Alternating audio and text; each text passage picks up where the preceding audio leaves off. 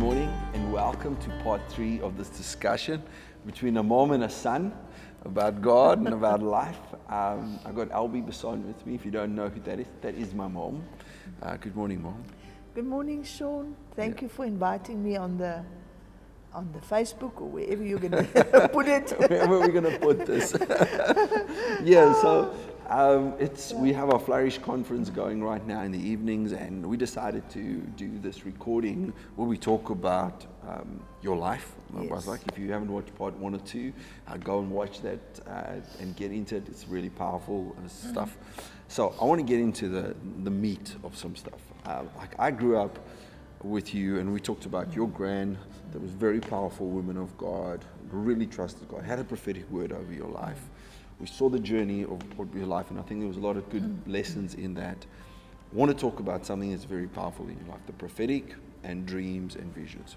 Yes. Where did that start? You know, as a young girl, I think it comes from my father's side as well. My dad was a dreamer. He used to dream a lot of things, or he could just sit in a place and he'd suddenly go quiet, and in between a whole lounge full of people, he would have an encounter with Jesus. Yeah. The Lord would stand in front of him and he would have a discussion and an encounter. Yeah. And I think growing up like that, I knew that my father was very spiritual. Yeah. And it started at a young age, but I never understood it. You know, I spoke to my dad a couple of times, but he didn't know how to, even his own stuff, he didn't even know how to interpret it. But he just knew it was real. And then as I grew older, it started to happen. Had an experience with, I can maybe say it, just wipe it out if it's not, an angel of death. When we lived in Malmesbury, Yeah. he actually walked into the room one night, and I nearly died that night. And I felt how it was to go down into a pit, a very dark pit, and Dad was screaming and calling me, and how his words and his prayers started lifting me out of it. So, that the devil wants to kill you is the truth. Yeah, he's the enemy, right? Is the enemy, but I'm not talking about him, he's a minor. But it started growing a lot. And then Dave said to me, Elbi, start writing it down. But I never wrote these things down. But you know where there's a lot of dreams in your life. Yeah. A lot of dreams are there, but you know when it's real. That's the thing. You know when this thing is of God. This is different than other dreams. It's a different thing. And then not all dreams are of God. It could be the movie you watched last night. You're in the movie now.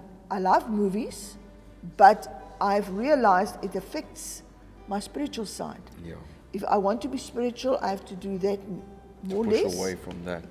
Push away. You must have to make a decision. That's good. Yeah. You have to make, do I do that or do I do that? Yeah. What do you So want? I've made, Lord, what do you say? That God says, I want to speak to you. I want to speak to you. Yeah. So I started picking up, the dreams have come over the years. I don't know if you want me to tell any of them, but you can definitely share some of it, and I want to get into that because it's been such a powerful thing throughout our lives. Is that within church services, when you were itinerant ministry, dreams, visions, you'll call Dad and say, Dave, there's going to be a lady there who has a red jacket on. Yeah. And then my dad will get there and be driving, and he sees the lady with the red jacket at the church, and be able to give prophetic word. There's so many of these stories that has been through our life, and I want to touch a little bit on that. But I want to say, because and I want to emphasize this about what you said in the beginning, is that you had to make a decision. If I want more of this, I've got to be attentive to that. I've got to listen to what God, and be available. Be available in my dreams. Be available in the prophetic. Because I find some people like yourself, like you said earlier, is that they're just watching a bunch of movies. They're busy with other stuff, and they have these dreams, and they come with weird things to us, or they want to tell this to somebody else. So it's clouded with what God wants to speak to them. Yeah. And I find that if you want to flow in the area of dreams and prophetic, you've got to make a decision. What are you going to allow to speak into your life? Yeah. Definitely. You have to make a decision. It's not always easy, But I find, especially when you dream early hours of the morning, that's when God speaks to you. I don't know other prophets and stuff, but He speaks to me in the early hours. I maybe stand up and say, it's 4 o'clock in the morning. I'm just going to go back to bed and sleep another hour or so, whatever. Yeah. So I get back into bed, and suddenly, you don't know if you're awake or you sleep, but you know when it's God. And I've had maybe I should start with the latest dream. Yeah, please. I think that was very powerful. The latest dream, I was walking with God in the most beautiful garden. Everything was so beautiful. It was just green, and the colors and everything. And we were chatting and talking, and I said, Lord, why is the world looking like it's looking? Why is there's death, there's sickness, there's all these things, and you said you've died for it. Yeah. What is it? We keep on calling to you and telling you, Lord, and you do still miracles, you do all the things. But why is it that it's not changing? Where is it when He says the nature's waiting for the revelations of the sons of God? The whole world is waiting. I said, what is this waiting? Yeah. I said, it feels like I'm impatient. I don't know. So the Lord sits me down and He said to me, Elbi, you see this dome? I'm going to speak about the dome now. Yeah. He said, look, there's a dome. I said, I can't see the dome. I just see space. Yeah. He says, there's a dome.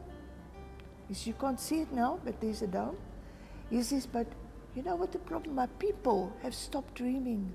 Sure. This is powerful. He says, they do not dream anymore. They don't dream about me. They don't dream about the kingdom. Inside the dome, inside this dome is the kingdom. He says, I walk here all the time. I'm here. It's not that it's separate. It's in you. Sure. This is and powerful. the next minute there's a little muggie. Now everybody knows a little muggie. Yeah. And he's trying to get out of the dome. And I'm trying to save him. Yeah. And he finds a little hole he goes through. And as he goes through, somebody tramped on him, dead. He says, This is what it's like.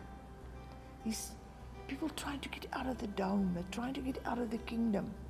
They're in the world. They do. He says, you've got to come back and start dreaming. Yeah. My dream. God's dream for this world. That's why He gave Jesus. Sure, this is powerful. His dream for the world is no sickness, no this. No more disease. No more disease. No poverty. You know, I said, Lord, I did ask you before. Now I understand why there's poverty, why there's sickness, why there's things. Because we are in this world, but we're not of this world. Yeah. We should be in the dome of the kingdom.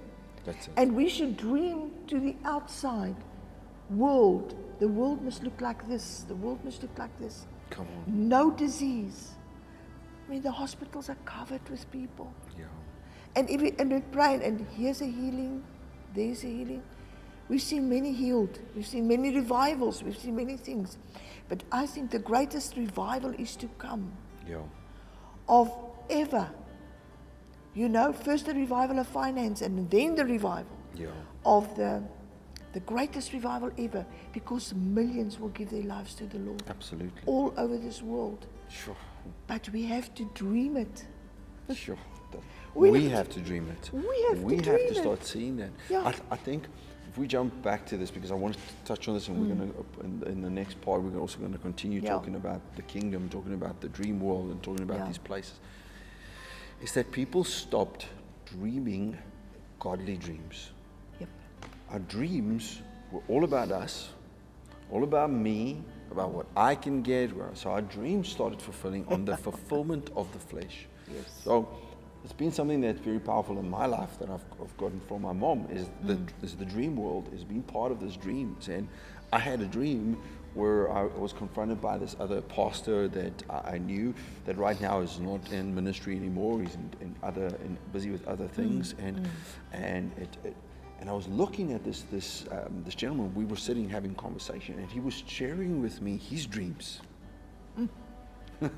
He was sharing me with in this dream. He's telling me his dreams, and his dreams have got nothing to do with the kingdom. Yeah. It's all got to do with himself.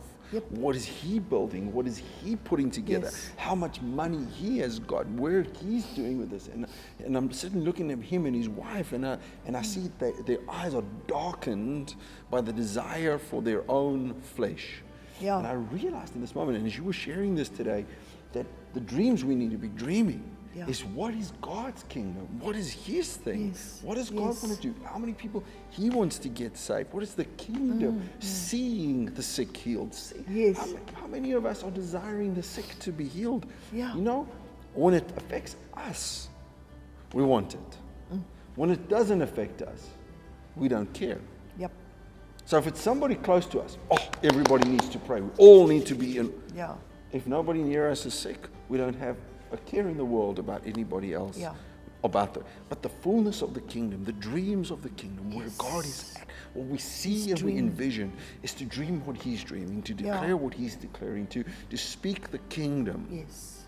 Yes. And dream these things and start putting them into words in the earth. That's it. Taking that dream and pronouncing it as a prophet. Declaring it. Yeah. Declare it. Declare it. Declare it. And you will see the change. Yeah. You will see it. But we're saying, I do it as well. I look at this very sick person, also sick people. And then I nearly said something about COVID now. No, bite your tongue. But the sick people, and you think, they're dying.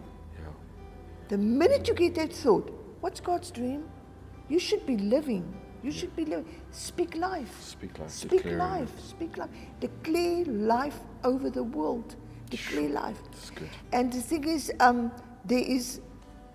I don't know, there's so many people, if you talk to them, Christians, I take myself, before this dream, I spoke with him. Yeah. Many times. You say, same language, same attitude, same thing. I know you said something, and I'm sorry, I want to. Yeah. Something like, what is the first thing you do when you wake up in the morning? Yeah. Do you check your phone? Yep. What do we all do? And I find myself too. What do? I check the messages, what came through, what emails, instead of getting up, putting my focus on him and declaring what he's declaring. Yes. Yeah. Just to be able to stand up and say, I bless the world this morning. Come on. I bless South Africa. I bless my people. I bless my husband. I bless my children. Let the blessings of God come upon them this morning. It's okay. It's not going. Oh man, this is getting good. Join us tomorrow as we get into this again. We're going to talk about the kingdom tomorrow, so do not miss that. If you've been following us from day one, we've been talking about what happened in your life.